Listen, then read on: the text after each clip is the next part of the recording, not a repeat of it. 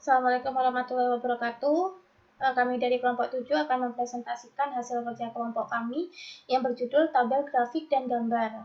Di sini ada nama anggota kelompok kami. Yang pertama adalah Atika Maulidina Hasan, NIM 169 selaku penyaji 1, Ahmad Aji Winata, NIM 178 selaku penyaji 2, Siti Nur Sahila, NIM 186 selaku penyaji 3, dan Ulfa Marian, NIM 193 selaku penyaji 4. Kami di sini akan membahas tabel grafik dan gambar, di mana dalam sebuah karya ilmiah, 3 hal ini dimasukkan dalam kategori ilustrasi. Jadi ilustrasi sendiri digunakan untuk menyajikan informasi lebih efektif dan menghindari penggunaan kata-kata yang panjang dan rumit, sehingga keberadaan dari ilustrasi ini dalam sebuah karya ilmiah itu akan lebih mempermudah pembaca untuk mendapatkan informasi, untuk dapat memahami informasi yang ada dalam sebuah karya ilmiah tersebut. Nah, untuk itu perlu diperhatikan penyajian ilustrasi tersebut harus disajikan sejelas mungkin dan semenarik mungkin. Dan tentu saja disesuaikan dengan aturan yang berlaku. Aturan yang berlaku seperti apa? Ya, aturan yang diterapkan oleh masing-masing jurnal yang dituju. Nah, ilustrasi yang pertama adalah tabel. Nah, seperti yang sudah dijelaskan bahwa tabel itu adalah salah satu bentuk ilustrasi dalam sebuah karya ilmiah. Tabel itu adalah bagian dari karya ilmiah yang berisi ringkasan data-data yang penting. Berikut kaidah penulisan tabel dalam sebuah karya ilmiah menurut Ristek Dikti 2017. Nah, ini adalah kaidah penulisan umumnya. Jadi untuk kaidah penulisan yang lebih detail itu disesuaikan dengan instansi atau jurnal yang akan dituju. Seperti apa? Ini adalah contoh tabel. Yang pertama, huruf T ditulis besar, nomor tabel ditulis dengan kaidah Arab 1, 2, 3, dan seterusnya. Jadi bukan menggunakan angka Romawi. Tabel T-nya dibuat huruf besar. Yang kedua, ini ada judul, nomor dan judul tabel ada di atas, seperti ini. Yang kedua, ini satuan. Jadi satuan di dalam tabel itu ditulis dengan jelas. Jika satuan yang digunakan sama dalam seluruh tabel, itu maka ditulis di judul tabelnya di sini. Tapi kalau hanya berlaku satu kolom, misalnya seperti ini, itu dituliskan di kepala kolomnya. Kalau berlaku untuk satu baris, maka ditulis di kepala barisnya. Kemudian, dalam setiap kolom memiliki judul kepala kolom. Jadi di sini ada judulnya scientist, di sini ada judulnya type of institution, di sini ada judulnya seperti itu. Garis vertikal tidak dianjurkan, jadi hanya garis horizontal seperti ini. Kalau garis vertikal yang seperti ini itu tidak dianjurkan. Kemudian umumnya hanya 3 garis horizontal yang diperbolehkan, 2 garis mengapit tabel yang ini, tabel kepala tabel maksudnya, 1 garis di kaki tabel di sini. Yang selanjutnya, lihat update artikel terbaru jurnal untuk instruksi bagi penulis format judul. Jadi format judulnya apakah mau dijustifikasi, apa mau terpusat, atau kiri, miring, atau huruf kapital semua, itu disesuaikan dengan update artikel terbaru jurnal yang dituju. Jadi berbeda-beda. Nah, kemudian footnote untuk singkatan jika ada. Jadi kalau mengandung singkatan di sini itu dituliskan di footnote.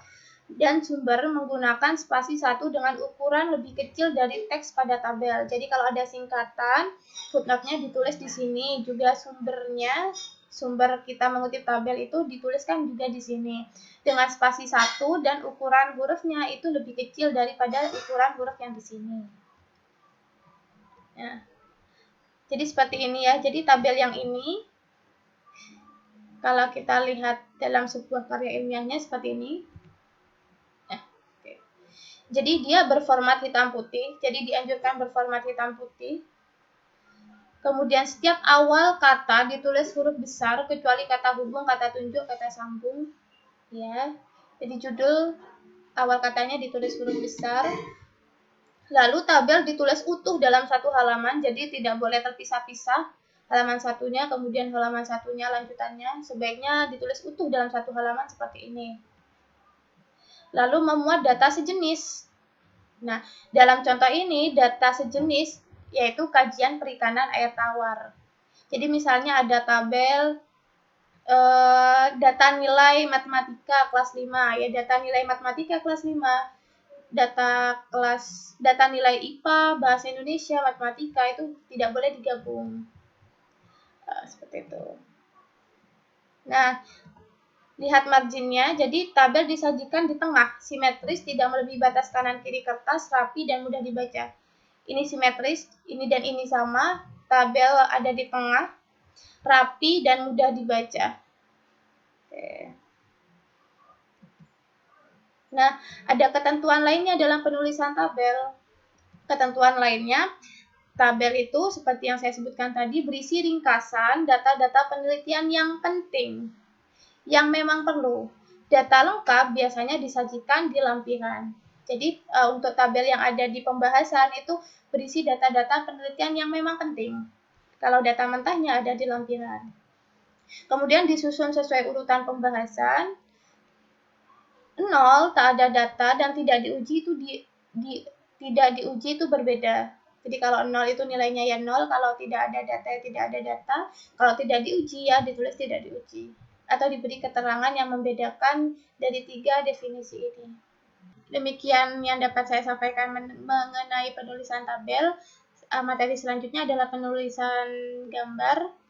Akan dijelaskan oleh penyaji kedua, yakni Saudara Ahmad Aji Winata. Di sini saya akan menjelaskan tentang penulisan gambar. Gambar sendiri ini merupakan perpaduan antara garis, titik, bidang, dan warna untuk memproyeksikan sesuatu. Gambar sendiri bisa berupa bagan, grafik, pesta, diagram, atau foto, dan lain-lain. Berikut kaidah penulisan gambar dalam sebuah karya menurut Ristek 2017. Macam-macam gambar. Yang pertama ada grafik. Grafik gambar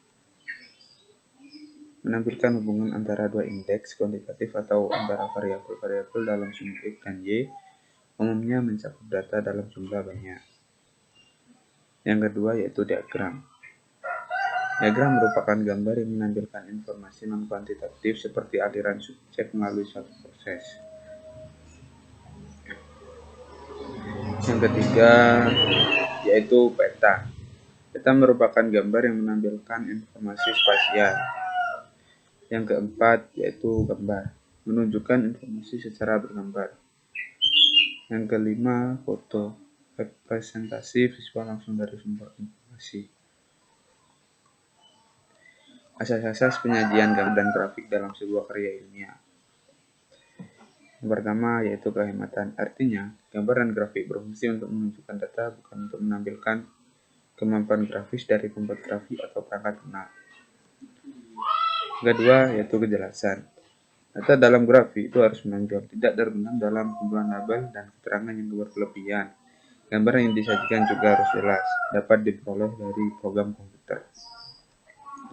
Yang ketiga yaitu penyajian grafik dibuat sedemikian rupa dan utuh agar tidak menimbulkan multitafsir atau tafsir yang keliru. Yang keempat yaitu daya tarik, bukan berarti memberikan hiasan berlebihan di sekeliling grafik. Penyajian yang jelas dan jenis, huruf tanpa hiasan merupakan pilihan yang baik untuk digunakan dalam membuat grafik. Contoh gambar dalam karya ilmiah. Contoh gambar dalam bentuk grafik. Nah, ini ada sumbu Y dan sumbu X. Itu diberi judul dan satuan. Itu ada nomor urut gambar, itu angka Arab dengan identitas bab atau pokok bahasan. Apabila buku ajar tanpa identitas bab itu karya ilmiah. Nah, itu di bawah gambar itu ada keterangan, itu keterangan dari gambar itu sendiri. Nah, itu resolusi dan kontras gambar itu harus jelas. Contoh gambar dalam karya ilmiah. untuk gambar yang berbentuk grafik. Nah, beberapa gambar ini bisa disusun secara vertikal menjadi satu gambar. Nah, dalam penyajian tersusun secara vertikal itu, setiap gambar itu disertai oleh judul sumbu Y yang berlainan. Nah, gambar yang disusun tersebut bisa mempunyai satuan sumbu X yang sama atau berlebihan. Nah, itu simbol-simbol yang digunakan dalam gambar sebaiknya dijelaskan dalam judul, jangan dimasukkan ke dalam gambar itu sendiri ketika menggunakan kualitas laser. Contoh gambar dalam karya ilmiah dalam bentuk diagram yang bagian kiri dan kanan itu foto. Nah, itu resolusi itu yang dalam bentuk foto itu resolusi dan gambar kontras gambar jelas. Nah, itu ilustrasi dalam bentuk foto, diagram, bagan, peta, atau dana umumnya tidak banyak lagi yang bisa dimodifikasi untuk mengubah penampilan ilustrasi. Kaidah lain penulisan gambar dalam karya ilmiah. Yang pertama yaitu penyiapan gambar atau ilustrasi lain harus sesuai dengan ketentuan dari jurnal yang dituju. Yang kedua adalah grafik adalah salah satu komponen yang menyajikan data yang sangat banyak. Yang ketiga, untuk gambar yang tidak disertai judul, maka jangan sampai salah memberikan nomor di belakang gambar atau salah mengurutnya dalam naskah. Yang keempat, dalam setiap grafik yang dibangun dari angka-angka hasil pengamatan, selalu sertakan ukuran penyebaran data, SD, SE, atau CV. Pertimbangan 5. Pertimbangkanlah penggunaan satu sumbu untuk banyak gambar, karena jika beberapa gambar disajikan dalam satu sumbu seringkali membingungkan, terutama dalam pemberian simbol. Fungsi gambar. Fungsi gambar antara lain satu, penyampaian sebuah ekspresan.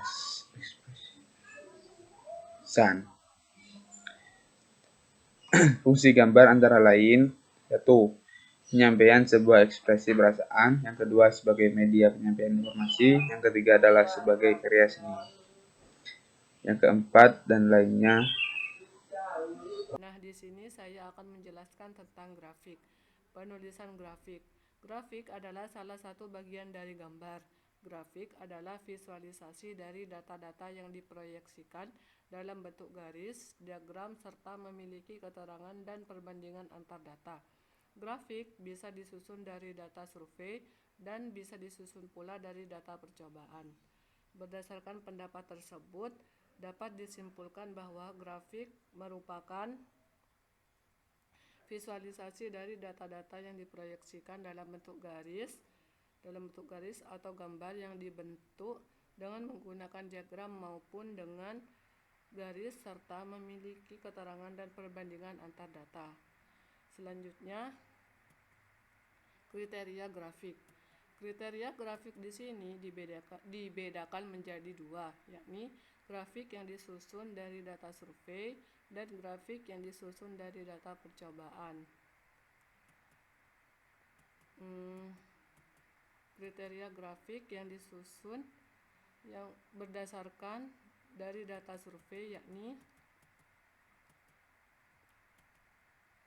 memiliki label atau judul yang jelas, menggunakan warna, tekstur, atau teknik visual yang lain dengan komposisi, warna, jenis huruf yang digunakan yang jelas, serta tulisan yang hendaknya tidak tumpang tindih. Selanjutnya, setiap komponen grafik memiliki kegunaan yang jelas, baik judul, skala, satuan, bahkan ruang dalam grafik, dan penempatannya juga harus pada tempat yang tepat. Sebaiknya disajikan berdekatan dengan tempat di mana dia dirujuk. Yang keempat, memiliki keterangan yang jelas dan lugas. Yang kelima, dipastikan jika salah satu sumbunya menyajikan data berupa angka minimal pada sumbu vertikal. Yang terakhir, satuan yang dicantumkan sesuai dan dapat diketahui atau dibaca dengan jelas. Contoh grafik yang disusun dari data survei contohnya yakni penggunaan internet di Indonesia. Seperti ini contohnya. Di sini jumlah pengguna internet dan di sini bagan dari setiap tahunnya, peningkatan dari setiap tahunnya. Baik, selanjutnya grafik yang disusun dari data percobaan biasanya digunakan dalam penyelidikan dan penemuan sains alam, biasa menggunakan grafik dalam sajian datanya, khususnya dengan tujuan untuk dapat memprediksikan data selanjutnya dengan bantuan formula atau rumus yang mengaitkan dua variabel. Yang pertama yakni judul. Judul yakni grafik pertumbuhan tinggi kacang hijau. Yang selanjutnya, keterangan ditulis secara jelas dan lugas. Ada di sebelah atau di bawah grafik. Seperti contohnya ini, tempat gelap dan tempat terang. Nah, yang ketiga, sumbu X berisi variabel bebas. Variabel bebas seperti 1, 3, 5, 7, dan seterusnya. Selanjutnya, sumbu X berisi variabel terikat yang berisi satuan cm, seperti pada bagan berikut. Selanjutnya, fungsi grafik sebagai media informasi dari data yang telah dimiliki.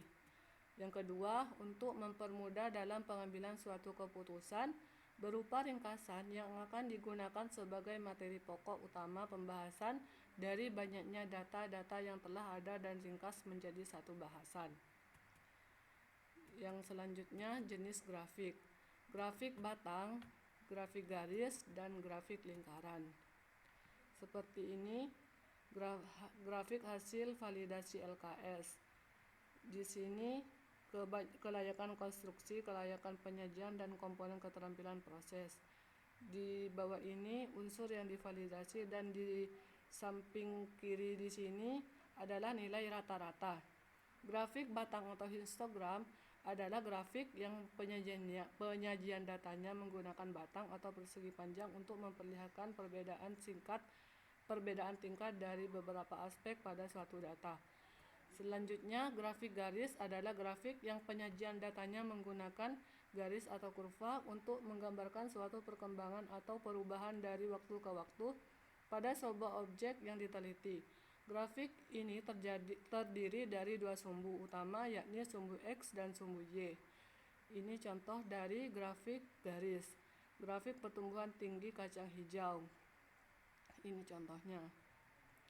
Yang terakhir, grafik lingkaran. Grafik lingkaran adalah grafik yang penyajian datanya menggunakan lingkaran untuk menggambarkan persentase dari nilai total suatu data. Di sini ini merupakan contoh dari grafik lingkaran, yakni sales performance jan. Di sini modern switch, router, firewall, gateway. Di sini persentase berapa persen yang akan didapat. Nah, itu tadi materi seputar kaidah penulisan ilustrasi dalam sebuah karya ilmiah. Tapi di sini sudah ada, jadi pedoman penulisan karya ilmiah termasuk di dalamnya tabel, grafik, dan gambar mungkin saja berbeda-beda detailnya tergantung pada kebijakan masing-masing jurnal atau instansi. Jadi untuk kaidah penulisan yang lebih detail itu disesuaikan oleh masing-masing jurnal atau instansinya. Jadi mungkin saja instansi satu atau jurnal satu berbeda dengan kaidah penulisan di instansi lain atau jurnal lain. Seperti itu. Terima kasih. Selanjutnya kita akan membahas mengenai deskripsi tabel, gambar, dan grafik. Deskripsi tabel, grafik, gambar. Ciri utama tabel, grafik, dan gambar adalah sederhana, tetapi mempermudah penyampaian ide yang kompleks dengan jelas. Untuk itu, informasi akan didapat dengan mudah jika kita bisa membaca dan mencari informasi dari tabel, grafik, dan gambar tersebut.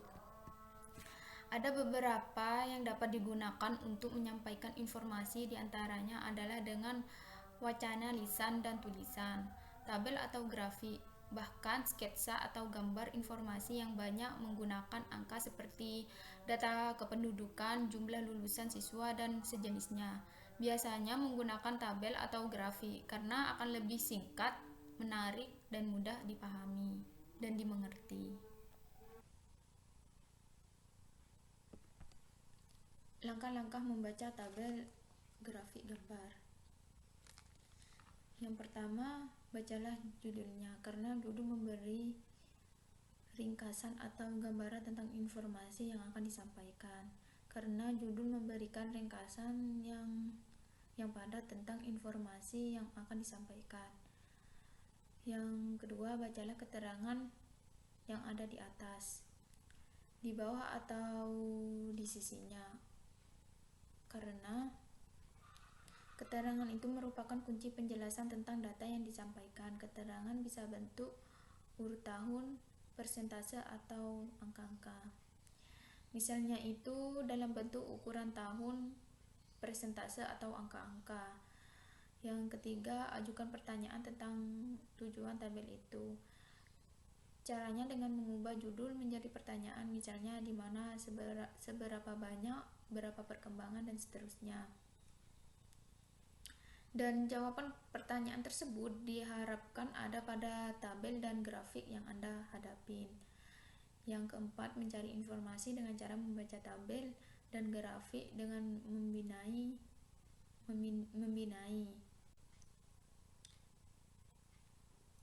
Ini tabel observasi mata pembelajaran di SD. Dari judul diketahui bahwa informasi yang ada pada tabel adalah jumlah peminat mata pembelajaran di kelas 5 SD internasional.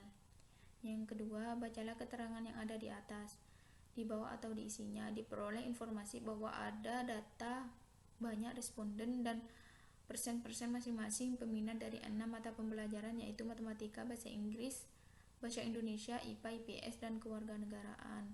Yang ketiga, ajukan pertanyaan tentang tujuan tabel itu. Bisa disusun berapa besar persen atau banyak anak peminat matematika, berlaku untuk 5 mapel lain, mata pembelajaran apa yang paling diminati, dan mata pembelajaran apa yang paling tidak diminati. Yang terakhir, membaca informasi, yaitu dengan cara sharing, kemudian akan diperoleh jawaban dari pertanyaan-pertanyaan berikutnya.